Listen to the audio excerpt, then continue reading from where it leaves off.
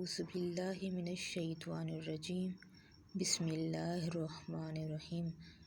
فجار کی جنگ۔ خانہ کعبہ میں تانبے کے دو بت تھے، ان کے نام اصاف اور نیلا تھے۔ طواف کرتے وقت مشرک برکت حاصل کرنے کے لیے ان کو چھوا کرتے تھے۔ حضرت زید بن حارثہ رضی اللہ عنہ فرماتے ہیں، ایک مرتبہ آپ صلی اللہ علیہ وآلہ وسلم بیت اللہ کا طواف کر رہے تھے، میں بھی آپ کے ساتھ تھا۔ جب میں طواف کے دوران ان بتوں کے پاس سے گزرا تو میں نے بھی ان کو چھوا۔ نبی پاک صلی اللہ علیہ وآلہ وسلم نے فوراً فرمایا، ان کو ہاتھ مت لگاؤ۔ اس کے بعد ہم طواف کرتے رہے۔ میں نے سوچا ایک بار پھر بتوں کو چھونے کی کوشش کروں تاکہ پتہ تو چلے کہ ان کو چھونے سے کیا ہوتا ہے اور آپ نے کس لیے مجھے روکا ہے۔ چنانچہ میں نے ان کو پھر چھو لیا۔ تب آپ نے سخت لہجے میں فرمایا، کیا میں نے تمہیں ان کو چھونے سے منع نہیں کیا تھا؟ قسم کھا کر کہتا ہوں اور میں قسم کھا کر کہتا ہوں، نبی پاک صلی اللہ علیہ وآلہ وسلم کبھی بھی کسی بت کو نہیں چھوا، یہاں تک کہ اللہ تعالیٰ نے آپ کو نبوت عطا فرما دی اور آپ پر وحی نازل ہونے لگی۔ اس طرح اللہ تعالیٰ نے حرام چیزوں سے بھی آپ کی حفاظت فرماتے رہے۔ مشرک بتوں کے نام پر جانور قربان کرتے تھے، پھر یہ گوشت تقسیم کر دیا جاتا تھا یا پکا کر کھلا دیا جاتا تھا، لیکن آپ نے کبھی بھی ایسا گوشت نہ کھایا۔ خود آپ نے ایک بار ارشاد فرمایا، میں نے کبھی کوئی ایسی چیز نہ چکھی جو بتوں کے نام پر ذبح کی گئی ہو، یہاں تک کہ اللہ تعالیٰ نے مجھے نبوت عطا کر دی۔ اسی طرح آپ سے پوچھا گیا، کیا آپ نے بچپن میں کبھی بت پرستی کی؟ آپ نے ارشاد فرمایا، نہیں۔ پھر آپ سے پھر پوچھا گیا، آپ نے کبھی شراب پی؟ جواب میں ارشاد فرمایا، نہیں، حالانکہ اس وقت مجھے معلوم نہیں تھا کہ کتاب اللہ کیا ہے اور ایمان کی تفصیل کیا ہے۔ آپ صلی اللہ علیہ وآلہ وسلم کے علاوہ بھی اس زمانے میں کچھ لوگ تھے جو جانوروں کے نام ذبح کیا کرتے تھے، گوشت نہیں کھاتے تھے اور شراب کو ہاتھ نہیں لگاتے تھے۔ بچپن میں آپ نے بکریاں بھی چرائیں۔ آپ مکہ کے لوگوں کی بکریاں چرایا کرتے تھے۔ معاوضے کے طور پر آپ کو ایک سکہ دیا جاتا تھا۔ آپ فرماتے ہیں، اللہ تعالیٰ نے جتنے نبی بھیجے ان سب نے بکریاں چرانے کا کام کیا۔ میں مکہ والوں کی بکریاں قریض سکے کے بدلے چرایا کرتا تھا۔ مکہ والوں کی بکریوں کے ساتھ آپ اپنے گھر والوں اور رشتہ داروں کی بکریاں بھی چرایا کرتے تھے۔ پیغمبروں نے بکریاں کیوں چرائیں؟ ان کی وضاحت یوں بیان کی گئی، اس کام میں اللہ تعالیٰ کی زبردست حکمت ہے۔ بکری کمزور جانور ہے، لہٰذا جو شخص بکریاں چراتا ہے اس میں قدرتی طور پر نرمی، محبت اور انکساری کا جذبہ پیدا ہو جاتا ہے۔ ہر کام اور پیشے کی کچھ خصوصیات ہوتی ہیں، مثلاً قصاب کے دل میں سختی ہوتی ہے، لوہار جفاکش ہوتا ہے، مالی ناسک طبع ہوتا ہے۔ اب جو شخص بکریاں چراتا ہے، جب وہ مخلوق کی تربیت کا کام شروع کرے گا تو اس کی طبیعت میں بھی گرمی اور سختی نکل چکی ہوگی۔ مخلوق کی تربیت کے لیے وہ بہت نرم مزاج ہو چکا ہوتا ہے اور تبلیغ کے کام میں نرم مزاجی کی بہت ضرورت ہوتی ہے۔ عربوں میں ایک شخص بدر بن معاشر غفاری تھا۔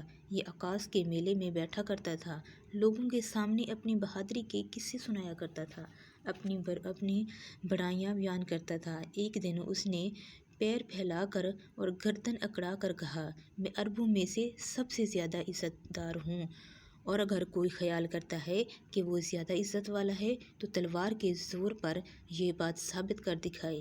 اس کے یہ بڑے بول سن کر ایک شخص کو غصہ آ گیا۔ وہ اچانک اس پر جھپٹا اور اس کے گھٹنے پر تلوار دے ماری۔ اس کا گھٹنا کٹ گیا اور یہ بھی کہا جاتا ہے کہ گھٹنا صرف زخمی ہوا تھا۔ اس پر دونوں کے قبیلے آپس میں لڑ پڑے، ان میں جنگ شروع ہو گئی۔ اس لڑائی کو فجار کی پہلی لڑائی کہا جاتا ہے۔ اس وقت آپ صلی اللہ علیہ وآلہ وسلم کی عمر 10 سال تھی۔ فجار کی ایک اور لڑائی بنو عامر کی ایک عورت کی وجہ سے ہوئی۔ اس میں بنو عامر بنو کنایا سے لڑے کیونکہ کنایا کے ایک نوجوان نے اس قبیلے کی کسی عورت کو چھیڑا تھا۔ فجار کی تیسری لڑائی بھی بنو عامر اور بنو کنایا کے درمیان ہوئی۔ یہ لڑائی قرض کی ادائیگی کے سلسلے میں ہوئی تھی۔ فجار کی ان تینوں لڑائیوں میں نبی پاک صلی اللہ علیہ وآلہ وسلم نے کوئی حصہ نہیں لیا، البتہ فجار کی چوتھی لڑائی میں آپ نے شرکت فرمائی تھی۔ عربوں کے ہاں 4 مہینے ایسے تھے کہ ان میں کسی کا خون بہانا جائز نہیں تھا۔ یہ مہینے ذوالقعدہ، ذی الحجہ، محرم اور رجب تھے۔ یہ لڑائیاں چونکہ حرمت کے ان مہینوں میں ہوئیں، اس لیے ان کا نام فجار کی لڑائیاں رکھا گیا۔ فجار کا معنی ہے گناہ، یعنی لڑائیاں ان کا گناہ تھا۔ چوتھی لڑائی جس میں نبی کریم صلی اللہ علیہ وآلہ وسلم بھی حصہ لیا، اس کا نام فجار براز ہے۔ یہ لڑائی اس طرح شروع ہوئی۔ کبرا بنو کنایا کے براز نامی ایک شخص نے ایک آدمی عروہ کو قتل کر دیا۔ عروہ کا تعلق قبیلہ حوازن سے تھا۔ یہ واقعہ حرمت والے مہینے میں پیش آیا۔ براز اور عروہ کے خاندان کے لوگ یعنی بنو کنایا اور حوازن اس وقت عکاظ کے میلے میں تھے۔ وہیں کسی نے بنو کنایا کو یہ خبر پہنچا دی کہ براز نے عروہ کو قتل کر دیا ہے۔ یہ خبر سن کر بنو کنایا کے لوگ پریشان ہوئے کہ کہیں میلے ہی میں حوازن کے لوگ ان پر حملہ نہ کر دیں، اسی طرح بات بہت بڑھ جائے گی۔ چنانچہ وہ لوگ مکہ کی طرف بھاگنے لگے۔ حوازن کو اس وقت تک خبر نہیں ہوئی تھی۔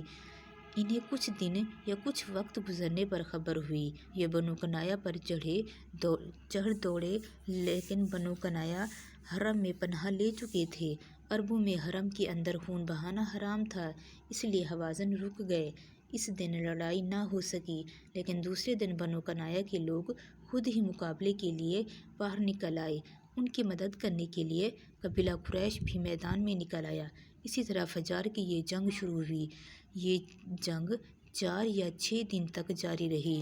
اب چونکہ قریش بھی اس جنگ میں شریک تھے، لہٰذا آپ صلی اللہ علیہ وآلہ وسلم کے چچا آپ کو بھی ساتھ لے گئے، مگر آپ نے جنگ کے سب دنوں میں لڑائی میں حصہ نہیں لیا۔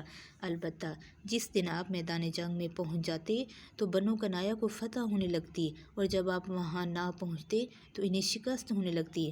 آپ نے اس جنگ میں صرف اتنا حصہ لیا کہ اپنے چچاؤں کو تیر پکڑاتے رہے، اور بس 6 دن کی جنگ کے بعد بھی کوئی فیصلہ نہ ہو سکا۔ آخر دونوں گروہوں میں صلح ہو گئی، لیکن یہ کافی خون خرابے کے بعد ہوئی تھی۔ اس جنگ کے فوراً بعد حلف الفضول کا واقعہ پیش آیا۔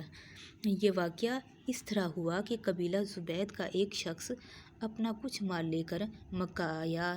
اس سے یہ مال عاص بن وائل نے خرید لیا۔ یہ عاص بن وائل مکہ کے بڑے لوگوں میں سے تھا، اس کی بہت عزت تھی۔ اس نے مال تو لے لیا تھا، لیکن قیمت ادا نہ کی۔ زبیدی اس سے اپنی رقم کا مطالبہ کرتا رہا، لیکن عاص بن وائل نے رقم ادا نہ کی۔ اب یہ زبیدی شخص اپنی فریاد لے کر مختلف قبیلوں کے پاس گیا، ان سب کو بتایا کہ عاص بن وائل نے اس پر ظلم کیا ہے، لہٰذا اس کی رقم دلوائی جائے۔ اب چونکہ عاص مکہ کے بڑے لوگوں میں سے تھا، اس لیے ان سب لوگوں نے عاص کے خلاف اس کی مدد کرنے سے انکار کر دیا، الٹا اسے ڈانٹ ڈپٹ کر واپس بھیج دیا۔ جب زبیدی نے ان لوگوں کی یہ حالت دیکھی تو دوسرے دن صبح سویرے وہ ابو قیس نامی پہاڑی پر چڑھ گیا۔ قریش ابھی گھروں ہی میں تھے، اور اوپر چڑھ کر اس نے بلند آواز سے چند شعر پڑھے، جن کا خلاصہ یہ ہے: اے فہر کی اولاد، ایک مظلوم کی مدد کرو جو اپنے وطن سے دور ہے اور جس کی تمام پونجی اس وقت مکہ کے اندر ہی ہے۔ زبیدی شخص کی یہ فریاد آپ صلی اللہ علیہ وآلہ وسلم کے چچا زبیر بن عبد المطلب نے سن لی۔ ان پر بہت اثر ہوا۔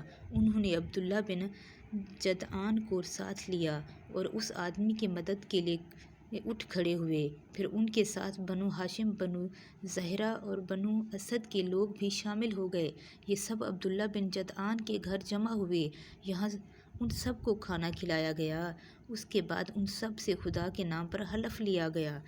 حلف کے الفاظ یہ تھے: ہم ہمیشہ مظلوم کا ساتھ دیتے رہیں گے اور اس کا حق اسے دلاتے رہیں گے۔ اس حلف کا نام حلف الفضول رکھا گیا۔ اس عہد اور حلف کے موقع پر اللہ کے رسول صلی اللہ علیہ وآلہ وسلم بھی قریش کے ساتھ موجود تھے۔